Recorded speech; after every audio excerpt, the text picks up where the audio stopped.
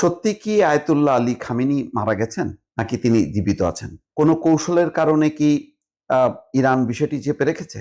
ভিন্ন কোনো কৌশলে আমেরিকা কি জোরে সোরে প্রচার করছে যাতে মুসলিম বিশ্ব হতাশ হয়, তার যাতে দম না থাকে, মনোবল হারানোর লক্ষ্য নিয়েই কি খামেনির মৃত্যুটা তারা প্রথম দিনই খুব জোরে সোরে প্রচার করলো? এমন আলোচনা কিন্তু বাজারে সয়লাব। অনেকেই বিশ্বাস করেন যে খামেনি বেঁচে আছে, কারণ খামেনি মারা যেতে পারেন এটা অবিশ্বাস্য অনেকের কাছে। এগুলো নিয়ে আরো প্রচারটা জোরালো হয়েছে। খামেনিকে দেখা গেছে সারা মরুভূমিতে, তেমন একটা ছবিও প্রকাশ হয়েছে।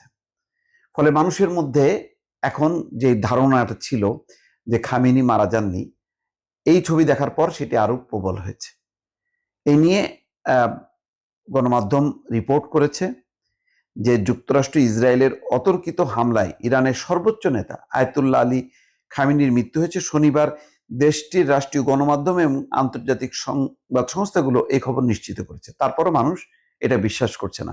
কিন্তু সামাজিক যোগাযোগ মাধ্যমে তার জীবিত থাকার দাবি করে বেশ কিছু ছবি ভাইরাল করেছে।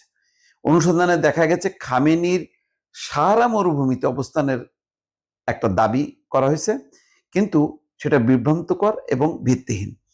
ইন্টারনেটে ছড়িয়ে পড়া একটা ছবিতে দেখা যাচ্ছে যে আয়াতুল্লাহ আলী খামেনি জীবিত আছেন।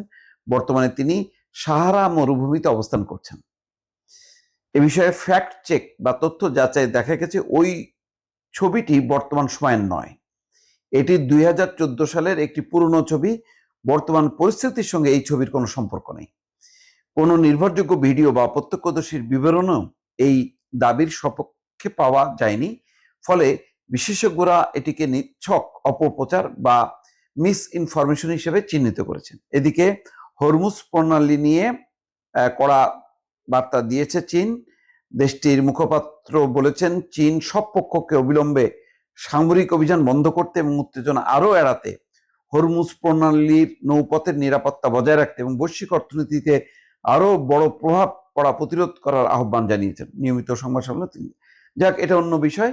বিষয়টা হলো যে মুসলিম বিশ্বের একটা বড় অংশ মানে খামেনিকে তাদের জীবনের শ্রেষ্ঠ বীর হিসেবে মনে করেন। ধর্মীয় নেতার প্রতি তাদের সম্মান ভালোবাসা একেবারে চূড়ান্ত রকমের। সেই কারণে খামেনি এইভাবে মারা যাবে, যেখানে একটা শঙ্কা করা হচ্ছিল যে এবার লক্ষ্য হচ্ছে খামেনি, কেউ বিশ্বাসই করতে পারেনি। আসলে একটা অবিশ্বাস্য ঘটনা। বিভিন্ন সংবাদ মাধ্যমে যে রিপোর্ট, তাতে দেখা যাচ্ছে যে খামেনিকে এখন না, হঠাৎ করে হামলা করে তাকে মেরে ফেলাছে তা না। খামেনিকে হত্যার জন্য গত 7-8 মাস ধরে তার উপর নজর রাখছিল ইরানে অবস্থানরত ইসরায়েলের মোসাদ বাহিনী এবং আড়িপাতা যন্ত্রটা নিয়ন্ত্রণ করছিল মার্কিন যুক্তরাষ্ট্র। দুই দেশের গোয়েন্দা সংস্থাগুলো পুরো বিষয়টা 7-8 মাস ধরে অনুসন্ধান করে খামেনির পুরো চলাচল অবস্থান সবকিছু তাদের নিয়ন্ত্রণের মধ্যে রাখে। তারপরে তারা হামলাটা চালায়। সম্ভবত এই ব্যাপারে আর কোনো সন্দেহ নেই দর্শক।